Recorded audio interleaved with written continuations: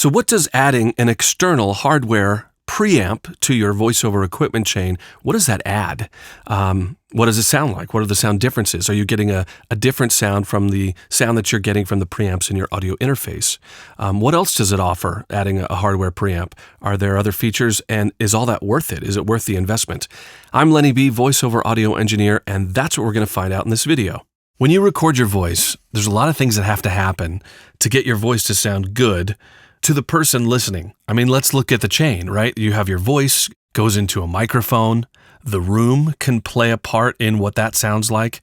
Then you've got your audio interface, and you've got the preamps in the interface and the analog to digital converter that happens in the interface. Then you've got your DAW.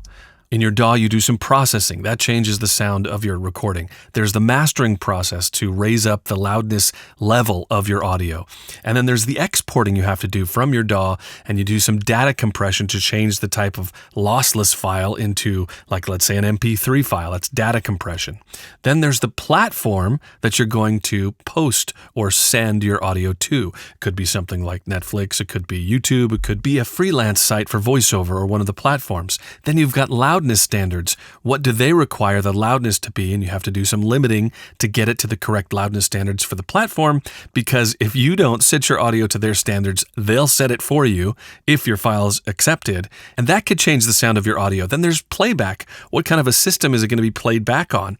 Is it the earbuds? Is it a set of headphones? Are they high quality headphones? Are they not high quality headphones? Are they speakers? Are they big speakers? Is it a car system? And after all that, then it finally gets to the listener's ears. That's a lot. There's a lot of things there that can change your audio and a lot of things that can go wrong.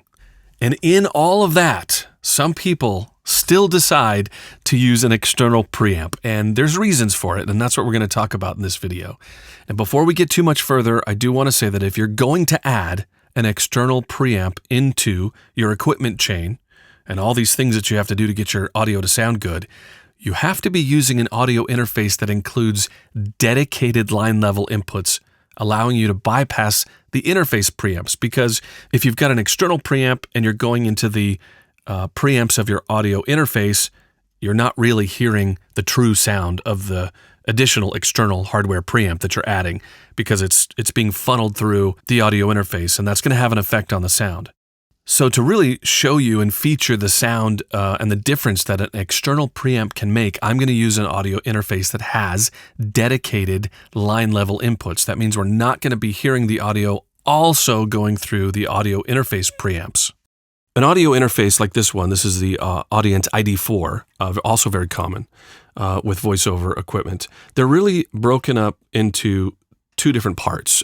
Most USB audio interfaces, it's got preamps on one side where you've got one or more clean preamps. They don't color the sound. It's a real natural kind of a sound. That's one half of an audio interface. The other half really is the analog to digital, digital to analog converter. And what that does is it changes via USB to your computer. That changes the analog audio information into a digital format, which is something your computer can understand, and that's where you edit it on. And how do you know if your interface has dedicated line level preamps? Now, you can use your interface like this with an external preamp, but let's say, for instance, the 2i2, you can go into a Scarlett 2i2, but you're not going to be able to really truly pass the internal preamps. And one of the clues to this is that if you look at the back of the unit, you see it has no inputs. It has no line level inputs. The 2i2 that we're looking at here, at the back of the unit, you can see there's only the right and left outputs. Now, if you compare that to the type of interface that has line level inputs, you'll look at the back and you can see them. There's the line level input on the 4i4. I believe that's the first in the line of the Scarlett series for Focusrite that offers line level inputs.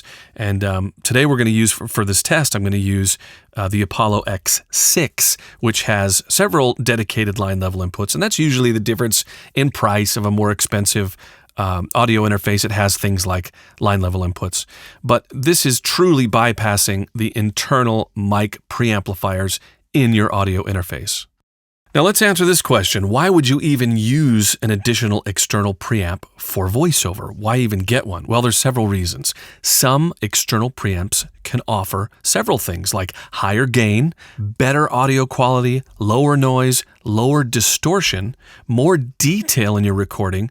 Some give tone options and it can actually shape the sound of your recording.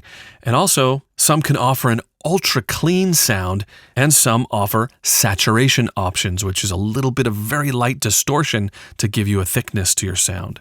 Now, I want to look at the external preamp from Cranbourne Audio. This is the Camden EC1 microphone preamp to illustrate the difference in this video. There's a lot of great microphone preamps out there. In my opinion, this pre is a good choice for voiceover because the build quality is really good.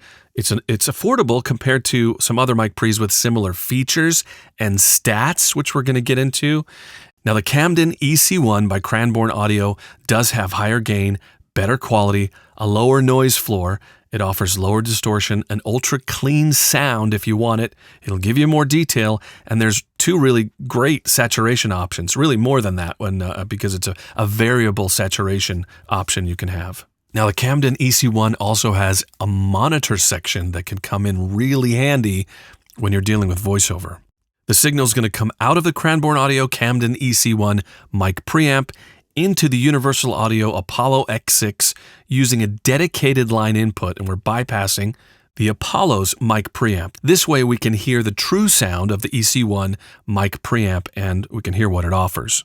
Now, just to give you a little idea of the stats that this thing is working with here, I want to compare it to some of the really commonly used preamps that you may be familiar with. So we're going to look at the Focusrite 2i2. I've included the DBX 286 because that's a preamp that is very popular among broadcasters and podcasters and voiceover artists. And then we'll compare it with the Camden EC1. And you don't really have to know what all these numbers mean. I think it'll give you a good reference just to go through this real quick. So the amount of gain that the Focusrite offers is 56 dB. That's for the third generation. It's quite a lot. And I mean, the Focusrite just down the line has really good stats. The DBX offers 60 dB of gain, and compare that to the Camden EC1, which says 68.5. Now, the dynamic range the Focusrite offers is 111 dB, A-weighted, which is measured with reference to the way human hearing works. The DBX has got 105 dB dynamic range and 114.5 for the Camden EC1. And this all really adds up to just giving you a lower noise floor. The frequency response, which are the frequencies that the preamps can actually work within. 20 hertz to 20 kilohertz for the Focusrite. Same for the DBX, 20 hertz to 20 kilohertz. And then the Camden EC1, it goes all the way down from 1 hertz to 1,000 kilohertz, which is pretty incredible because that's way below and way above what human hearing can even deal with. The amount of noise that you get from these units, less than 128 dBu for the Focusrite, less than 125 for the DBX, and less than 131 for the Camden EC1. So you can see just down the line, just better numbers. Every preamp has a very small amount of distortion that gets inserted into the signal chain. It's just how they work. You've got, and it's a minuscule amount, 0.0012% for the Focusrite, 0.008% for the DBX, and then less than 0.00025% for the Camden EC1. It's just a good illustration of the quality that this preamp can offer. Better stats like this means you can really get lots of gain, for example, for a dynamic microphone and very little noise. Now, I believe the best way to really illustrate what a high-quality external preamp in your voiceover recording chain can offer is to set it up this way. I'm going to be speaking on my Neumann TLM 103 microphone. It will be connected to the Cranbourne Audio Camden EC1 microphone preamp, and we're going to connect that to the Universal Audio Apollo X6 using the line input, bypassing the Apollo preamps. Then we're going to examine the unprocessed sound. Then we're going to compare that to the same mic, the TLM 103, directly into a Focusrite 2i2 and examine that unprocessed sound. This way you'll hear the difference between the preamp from the Focusrite 2i2, which is a really good quality preamp and can absolutely serve you well if you're doing voiceover. But I want you to hear the exact and precise differences with an external preamp like the Camden EC1. Then we'll have the same comparison, but we're going to use and examine the processed sound. And I think that's important because it's good to compare the final polished sound of a recorded audio with a preamp or an external preamp. Now, if you're familiar with my channel, you'll know I discuss all things voiceover, from EQ and compression and processing and the sound of voiceover to microphones and interfaces and all equipment stuff, but even to like marketing techniques or mic techniques or performance, all things voiceover to try to help you perform better and really be more confident on the mic. I think that's really a big part of what I do, and I love it. But I also do custom processing preset chains for all different voices. So basically, I'll put together a custom processing chain for a particular person using their mic in their room. And if any one of those three things changes, the sound of the preset is going to change. So it's custom. And if you send me a raw sample of your voice, I will send you back a free example of what your voice could sound like with a custom processing preset. It's absolutely free, and I love doing it. And if you go to my website, right at the top, there's a red button you could click, and it'll show you how to submit your voice. And also put the link in the description of this video. But what happens is, as I receive all these submissions, I get to see different voiceover setups with different equipment, with different hardware, incorporated with different types of microphones. And really often, a lot of the time, I'll be asked, is this preamp that I'm using in my system adding or is it detracting from my sound?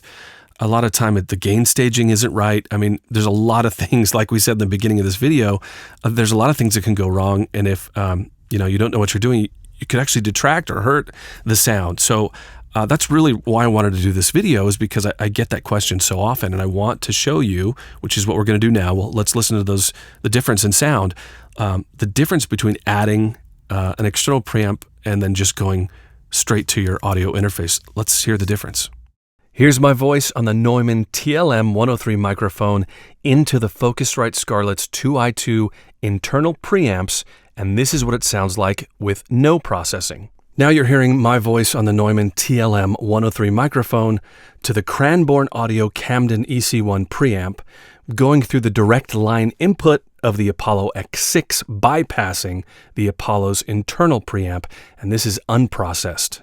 Here's my voice on the Neumann TLM 103 microphone into the Focusrite Scarlett's 2i2's internal preamps, and this is what it sounds like with processing.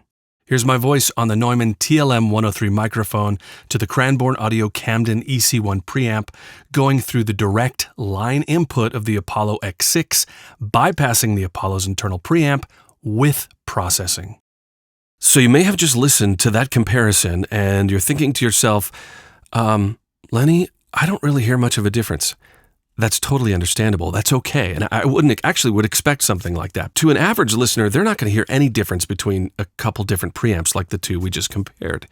I'm going to play those samples again, but I think you'll hear a difference if I focus your ears to some specifics, and that's what I want you to listen for. We're going to listen to those again, but I want you to hear the transients, and those are the consonants and the staccato parts of my voice. It's the consonants and the P's and the T's. Okay, listen to those, and listen to how strong or soft those transients are.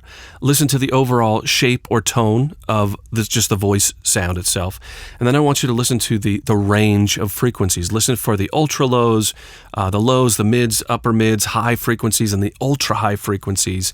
And let's see if you can hear a difference this time. Here's my voice on the Neumann TLM 103 microphone into the Focusrite Scarlett's 2i2's internal preamps, and this is what it sounds like with processing. And here's my voice on the TLM 103 microphone to the Cranbourne Audio Camden EC1 preamp, going through the direct line input of the Apollo X6, bypassing the Apollo's internal preamp, this time with processing. Here's my voice on the Neumann TLM 103 microphone into the Focusrite Scarlett's 2i2's internal preamps, and this is what it sounds like with no processing. Here's my voice on the Neumann TLM 103 microphone to the Cranbourne Audio Camden EC1 preamp, going through the direct line input of the Apollo X6, bypassing the Apollo's internal preamp, and this is unprocessed. All right, after that second pass, hear a few more details that time now that you kind of focused on what to listen to. And here are the questions I'd ask myself if you are going or considering adding a hardware preamp to your voiceover equipment chain.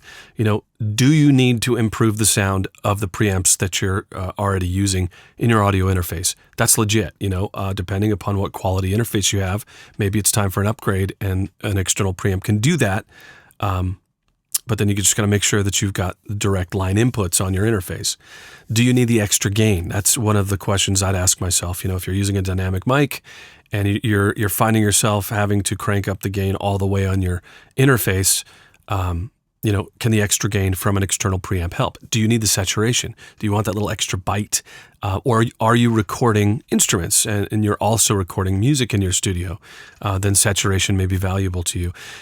Or can plugins give you what you need? Plugins and the quality and the sounds they can, and the features and the changes they can make, the plugins have come a long way. I also want to throw this in there. I call it the desktop factor.